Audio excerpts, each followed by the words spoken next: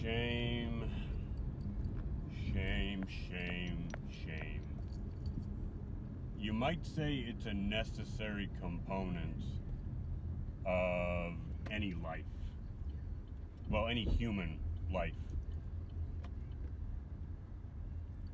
We're very good about seeing the value in shame when it applies to other people. But when it applies to ourselves, well, we don't look at things the same way. The reality is that it's necessary.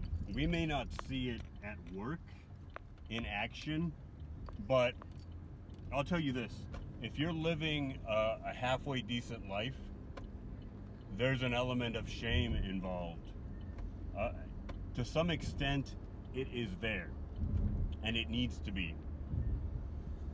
As you navigate this world and you grow older and you mature, you realize that there are certain things, certain limitations that are self-imposed. Certain things that you don't do because you think society frowns upon them. And yes, society probably does frown on a lot of the things that you do, but that doesn't mean you can't do them. Society's going to do what it's going to do. It's going to have its limitations. It's going to have its rules. You have to live your life anyway. You have to do what you think is appropriate for your own life. And that's not always going to agree with the rules of society. So you grow older, you start to realize that there are certain rules that you are following simply out of fear. If fear is your only motivator, then you need to rethink that rule or those rules that you're following, because you're not doing that for the right reasons.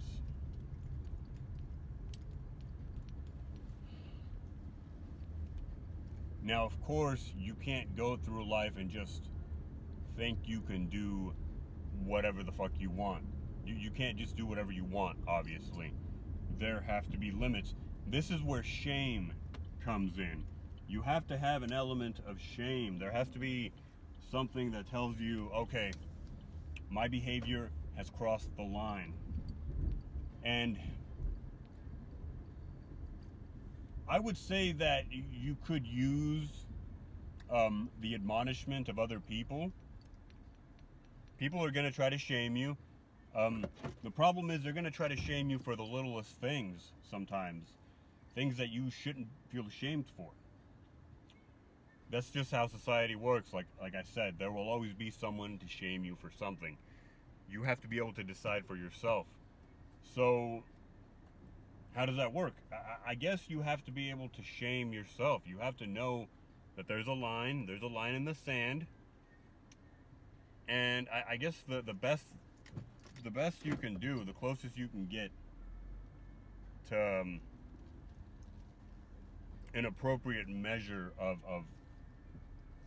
of where that line is for shaming yourself is look at what you shame other people for. Essentially, you should be able to hold yourself to the same standard. Otherwise, you are being a hypocrite, you're being unaccountable, and you're being a piece of shit. I don't think that's exaggerating. I think that's being gentle.